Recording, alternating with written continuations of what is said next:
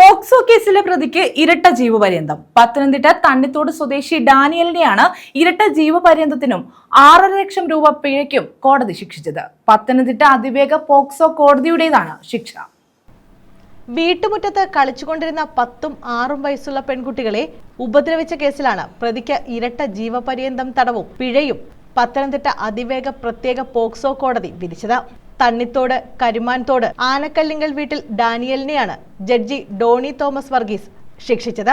ജീവപര്യന്തം തടവിന് പുറമെ 33 വർഷം അധിക കഠിന തടവും 6 ലക്ഷം രൂപ പിഴയും ശിക്ഷിച്ചിട്ടുണ്ട്. 2024 മാർച്ച് 18-നായിരുന്നു കേസിനാസ്പദമായ സംഭവം.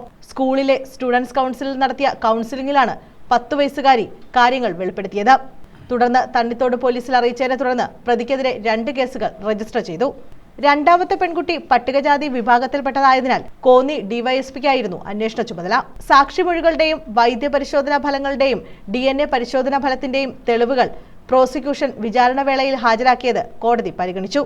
ഈ കേസിന്റെ വിചാരണ പൂർത്തിയാക്കിയ ജഡ്ജി തന്നെ സ്ഥലം മാറി പോകുന്നതിനു മുമ്പ് കേസുകളിൽ വിധി പ്രഖ്യാപിച്ചത് സവിശേഷതയായി. പ്രോസിക്യൂഷനു വേണ്ടി അഡ്വക്കേറ്റ് റോഷൻ തോമസ് കോടതിയിൽ ഹാജരായി. ഇരു കേസുകളിലെയും അതിജീവിതകൾക്ക് പുനരധിവാസത്തിനുള്ള നഷ്ടപരിഹാര തുക ലഭ്യമാക്കാൻ ജില്ലാ ലീഗൽ സർവീസ് അതോറിറ്റിക്ക് കോടതി നിർദ്ദേശം നൽകി. News bureau, Pathanamthitta.